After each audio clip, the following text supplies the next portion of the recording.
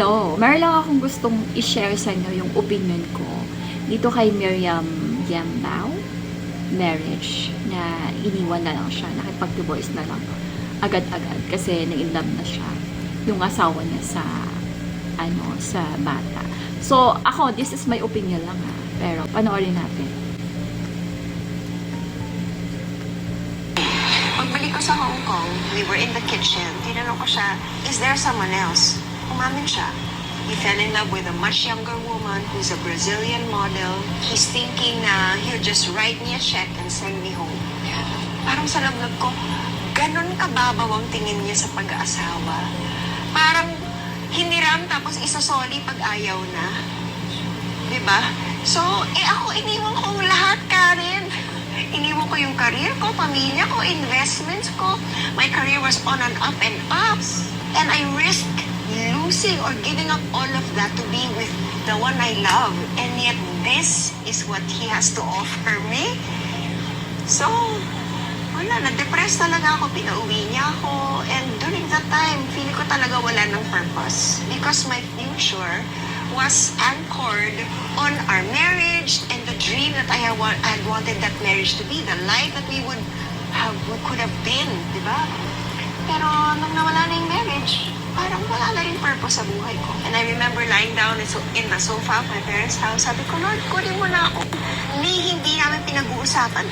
So girls, mag-comment lang ako. This is only my opinion. So, si Miriam kasi, di ba parang siya, cutie pin siya, di ba? So parang na-in-love siya, gano'n. Akala niya yung marriage is parang building a family together, happy family, magkaroon ng anak, pamilya, which is hindi siya gano'n. Dapat kahit na mag-asawa pa rin kayo or pinakita niya lahat-lahat sa'yo, pinakasalan ka niya, hindi ka dapat magkaroon ng male center. Hindi ka dapat nakafocus lang sa lalaki. Dapat gagawin mo pa rin kung anong gusto mong gawin sa buhay. Kung nag-i-strict siya sa'yo, kailangan gumawa ka ng way para gawin kung ano talaga yung gusto mo. Kasi nga, dumadating talaga sa part na yung lalaki is naboboring. Alam mo yun. Parang, okay, nakuha na kita, pinakasalan na kita, andyan, wala nang bago, gano'n. So, dapat hindi gano'n.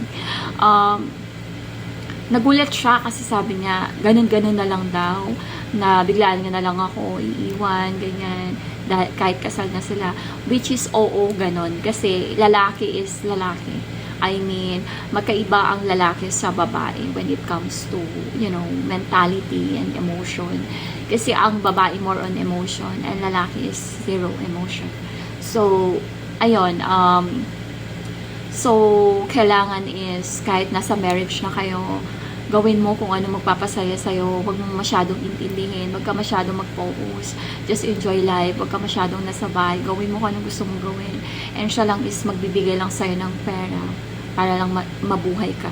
That's marriage. So, ganon. So, ang nakita ko sa kanya, siguro masyado siyang nagdepende sa lalaki. Kaya, itong lalaki na boring. And, syempre, alam mo naman, kapag maganda yung babae, 'di ba? And yung lalaki is na boring na, wala nang challenge, wala nang, alam mo yon. So, hanap na sila ng iba, lalo na mas bata. Syempre, ang mga lalaki, mas gusto nila mas bata, 'di ba? So, ang mga may age, mga medyo may edad na gusto niya mga bata.